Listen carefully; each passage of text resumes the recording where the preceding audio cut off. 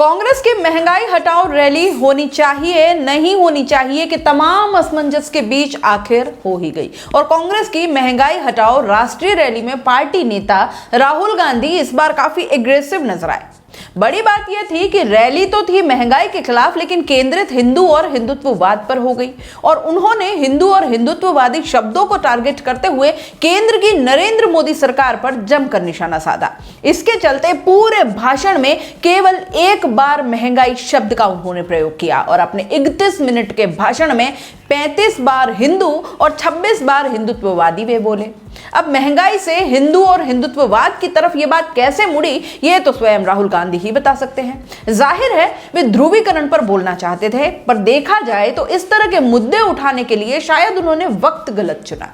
आगामी विधानसभा चुनावों को देखते हुए उन्होंने खुद एक नई जंग छेड़ दी है और इसका खामियाजा भी शायद उन्हें भुगतना पड़ सकता है और इससे विरोधियों को भी उन्होंने खुद ही एक मुद्दा पकड़ा दिया है जिसे विपक्ष लपकने में जरा भी देर नहीं करना चाहेगा और इस भाषण को चुनावी फायदे के लिए अब भुनाया जाएगा। खबर में आगे बढ़े इससे पहले चैनल को अगर आपने लाइक शेयर सब्सक्राइब नहीं किया है तो अभी करें। नमस्कार, मैं हूं जयश्री नागदा और आप देख रहे हैं सीबीसी न्यूज राजस्थान। जयपुर के विद्यानगर स्टेडियम में रविवार को हुई रैली में कांग्रेस के पूर्व राष्ट्रीय अध्यक्ष राहुल गांधी पूरी तैयारी से उतरे।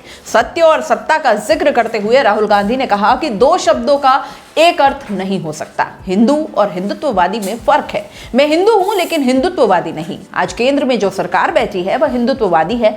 इसे सत्य नहीं सत्ता चाहिए। हिंदू और हिंदुत्ववादी शब्दों को लगातार बोलते रहने के बीच उन्होंने प्रधानमंत्री नरेंद्र मोदी और किसान को लेकर हुई राजनीति का भी बार बार जिक्र किया।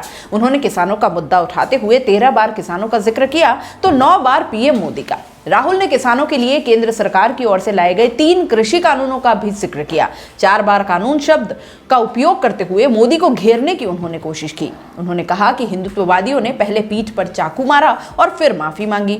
हर सभा की तरह इस सभा में भी राहुल गांधी ने किसानों के अलावा छोटे दुकानदार, ठेले वाले, छोटे व्यापारी, मध्यम वर्ग आदि का जिक्र किया।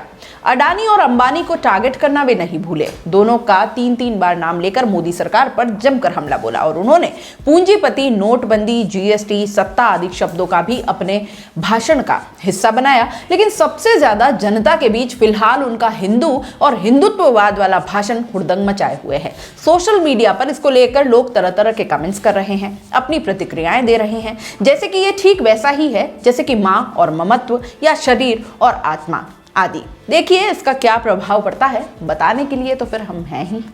दोस्तों, सीबीसी न्यूज आपके सहयोग से लगातार बढ़ता जा रहा है। स्वतंत्र पत्रकारिता का सहयोग करने के लिए आपका धन्यवाद।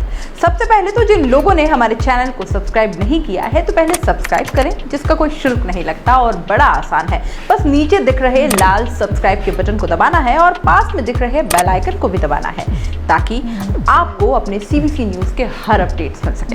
हमारे इंस्टाग्राम पेज और फेसबुक पेज को भी लाइक करें, फॉलो करें, वहां पर भी आपको मिलती है तरह तरह के अपडेट्स। हम पूरे राजस्थान से आपके लिए लाते हैं वो खास खबरें जो आपके लिए जरूरी है और वो भी पूरी बेबाकी के साथ।